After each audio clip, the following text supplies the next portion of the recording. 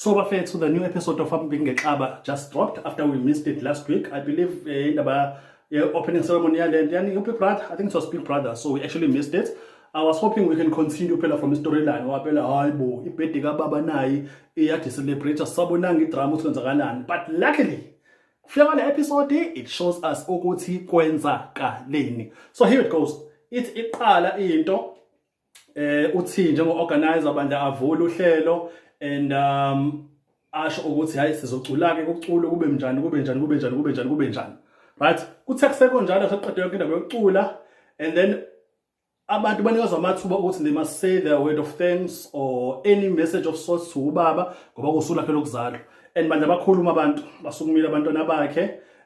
Size sabona laphana umafungase wakhe ingane yakhe endala. I think this is his first born ubaba uXaba, usisi lapha ngicabanga igama lakhe uGugu. Uyena bandla okhulumile naye omunye wabo okhuluma abafowabo abathile abancane kunaye obviously nomshana. Uma ngithi mshana undodana kahle futhi ukuthi into zesilungu lapha vele bhalo nephew utshela ukuthi umshana mhlawumbe njalo sisi wakhe nawo uNjabulo uzala umfowabo wakhe ubaba uXaba, yabo. So naye wabeka amazwi ambalwa benomfowabo othile lapha ingane yakhe nayo uXaba undodoza. I don't cheat. I don't understand the guy. Like, he stood up and he was like, you know what, guys? There isn't much I can say because my brothers have already said everything that needs to be said. Engakusho mina ukuthi nje siyabonga. Amen. Kwaphela kanjalo. And on the diary sessions, this guy is like, hey, yabona ubaba bafethu, hey, uthi uyakhuluma uyadlala into avela kuphoqa noma kwenzakalani, so ukhethe ukuthi avela bemfishane kwezinto ayikhulumayo. Anyways, second segment of the evening. No, ibiyade ihleliwe leyana. I don't understand this. So okwesibili kwenzakalileke uthi wathi hayi ngifuna ke izingane ezikhona la zisho iminyaka yazala ngayo ngoba khona kuzovela ukuthi kahle imuphi unyaka ubaba aye active ngawo.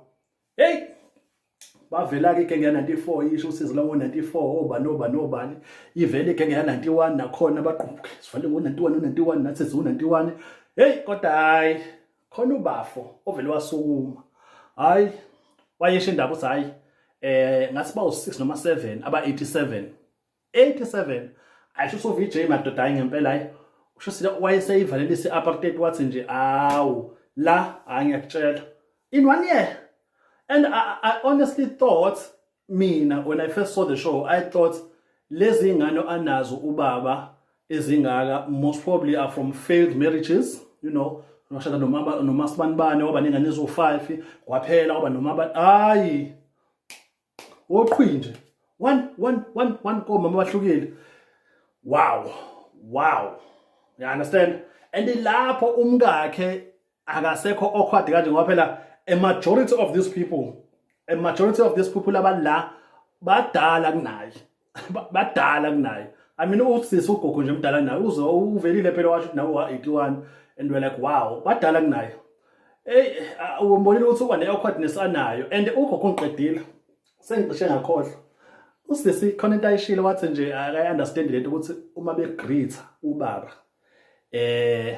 yena abam acknowledge abanye shothi ezinye ingane la migrate ubaba ziba acknowledge as umama. Look, in all ngathini, it's better to not be disrespected than to be disrespected. I believe silence is just it's way better than umuntu ozovela akhulume into okudeni ngcono vele uthula ubuyele umuntu ozengayo ngoba ngempela khona abantu abangamazi. From what we picked up from the show, khona abanye beqala ukubonana as izelamani, as siblings. I mean, they don't know each other. They haven't seen each other for quite some time. And usisomdala uGugu, to some is a myth. They haven't seen her, they've heard of her, and it was the first time, most probably, Gwasayena Umasimelane was the first time seeing the first-born daughter of Umyenwak. You understand? It was quite a huge thing. And all of a sudden, yena ufuna concentrate kuyena kuphela. But anyways, let's move forward. Ubaba ke naye waseyasukuma ke and he also said his piece. Wabonga kwingane zakhe, ngiyabonga abantu abami, ngiyabonga usibanibani, ngiyabonga usibanibani uhlanganise yonke lento kanjani and all of that. Kuthe kusenjalo ke wayesekubonga umfana lo kamfowabo uNjabulo. Washo ukuthi yabo umfana lo uNjabulo ushadelwe unomfazi nezingane. uma kukhona ezinye izingane zakhe la shuthi particularly abantu besilisa abafuna ukulandela ley'nyathelo zakhe ezi-right empilweni kufanele babuke uNjabulo. Kumele babuye banike uNjabulo ukuthi bahlele izinto ngendlela yakhe. You understand? That's one. Two, uNjabulo uma ngase kuthiwa yena ubaba Xaba uyadlula emhlabeni, ushilo ubaba Xaba uthi uNjabulo yena oyedwa umndeni. Hawu. Ayi, yayibona leyo ke. Yabona inkulumo ekanje, these kinds of talks, they actually bring disrepute in the family, because if ubaba Xaba was actually to pass away, do you understand the amount of turmoil that's going to happen? I mean, it's going to be a mess. And to actually put this on Njabulo's shoulders, it's a huge thing. For one, I believe Njabulo, not being of his own son, he also has his own life to take care of. You understand? I mean, we're talking about siblings that are 23 or 24, and there he is being given this duty that, you know what, my guy, if something was to happen to me, you are the one who's going to be leading this family. And he went on, Ubaba Xaba went on and said, guys, I also need to reiterate this. I don't have an heir.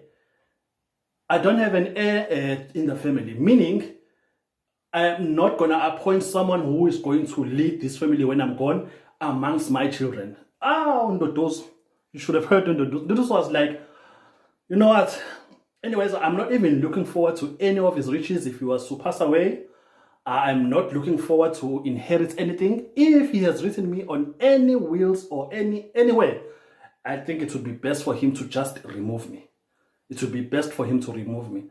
I don't know. It was a bit careless for him to say that, Ubaba Xaba, to actually say, none of my kids I'm going to appoint as an heir to the family. But if something was to happen to me, Njabulo will be the one to lead the family, seeing that he's the only person who can be the head of the family, seeing that he has a wife and children. I think this was a bit unfair. But in overall, the episode was nice. The children were beautiful, and he has gorgeous children, especially the ladies. The ladies were quite beautiful. I loved the most his speech, Siga Mfana Mncane laphayana. I think he was born in 2010. His name is Philane. I think they call him Kini. It's Philane Xaba.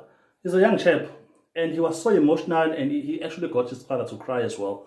And it was such a beautiful party. I enjoyed it. I enjoyed the episode. Look, we're going to continue to talk about this the following week when another episode dropped. But for this one, guys, my highlights for me would have been uMasimelane being shocked that, she was quite shocked. It's aibo. And another one is for her to say that, why was she not acknowledged by the other children when they were greeting their father or saying happy birthday? Because it's not about you, Thandwa. It's about their father. Understand that. It was a beautiful episode. Thank you so much for coming through to my channel, guys. Please do not forget to subscribe, press that like button, that bell button. I'm going to be dropping videos explaining your favorite TV shows and reality shows that are playing on TV. Okay? Thank you.